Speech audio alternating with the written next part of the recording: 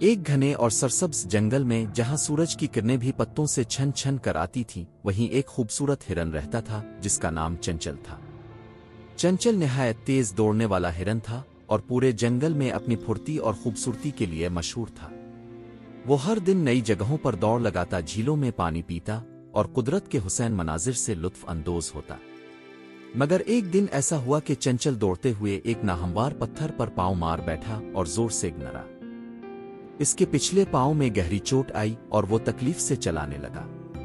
آہ، میں کیسے واپس جاؤں گا؟ چنچل نے خوف سے کہا۔ شام کا وقت تھا اور اندھیرا آہستہ آہستہ جنگل پر چھانے لگا تھا۔ چنچل نے جھاڑیوں کے نیچے پناہ لی اور درد سے کراہنے لگا۔ اسی وقت ایک سانپ جو قریبی بل میں رہتا تھا اس کی آواز سن کر باہر نکلا۔ وہ ایک لمبا سبز رنگ کا نرم دل سانپ تھا جس کا نام سرفراز تھا۔ سرفراز نے چنچل کو دیکھا اور حیران ہوا، کیونکہ سانپ اور ہرن کبھی دوست نہیں ہوتے۔ ہرن ہمیشہ سانپوں سے ڈرتے تھے۔ کیا تم زخمی ہو؟ سانپ نے آہستہ سے پوچھا۔ چنچل نے ڈرتے ڈرتے کہا، ہاں، لیکن پلیز مجھے نقصان نہ پہنچانا، میں پہلے ہی بہت تکلیف میں ہوں۔ سرفراز ہلکا سا ہنسا، میں تمہیں نقصان نہیں دوں گا بلکہ مدد کرنا چاہتا ہوں۔ چنچل کو حیرت ہوئی، سانپ مدد کرے گا؟ یہ کیسا جنگل ہے؟ سرفراز اپنی پونچھ سے نرم نرم گھاس لے آیا، کچھ جڑی بوٹیاں بھی جمع کیں اور چنچل کی ٹانگ پر لگائیں۔ اس کے بعد اس نے چنچل کو اطمینان سے سونے کا کہا۔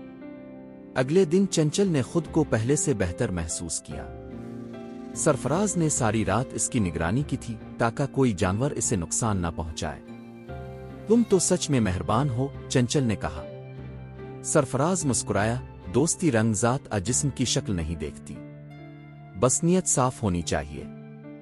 اس دن کے بعد چنچل اور سرفراز میں ایک عجیب مگر مضبوط دوستی پیدا ہو گئی۔ چنچل نے اپنی چوٹ سے صحت یاب ہو کر سب کو بتایا کہ ایک سانپ نے اسے بچایا ہے۔ شروع میں سب جانور حیران ہوئے، مگر پھر جنگل میں یہ بات پھیل گئی کہ سانپ بھی دوست ہو سکتے ہیں۔ ایک دن جب کچھ شکاری جنگل میں آئے تو سب جانور خطرے میں آ گئے۔ شکاریوں نے جال لگائے اور شور مچایا۔ چنچل کو پکڑنے کے لیے وہی جگہ منتخب کی گئی جہاں وہ زخمی ہوا تھا، مگر سرفراز نے ایک چال چلی۔ وہ شکاریوں کے جال کے نیچے سے رینگ کر ان کے خیمے میں پہنچا اور وہاں سانپ کو دیکھتے ہی سب شکاری چیخنے لگے اور بھاگ گئے۔ اسی طرح سرفراز نے ایک بار پھر اپنے دوست اور جنگل کے دوسرے جانوروں کو بچا لیا۔ اس دن کے بعد جنگل کے تمام جانوروں نے فیصلہ کیا کہ کسی کو صرف اس کے روپ سے نہ پرکھا جائے۔ دوستی دل سے ہوتی ہے اور مدد وہی اصل خوبی ہے جو انسان جانور کو بڑا بناتی ہے۔ سبق: کبھی کسی کو اس کے رنگ شکل ماضی سے مت پرکھو، کبھی کبھی سب سے اچھا دوست وہ بن جاتا ہے جس سے ہم سب سے زیادہ ڈرتے ہیں۔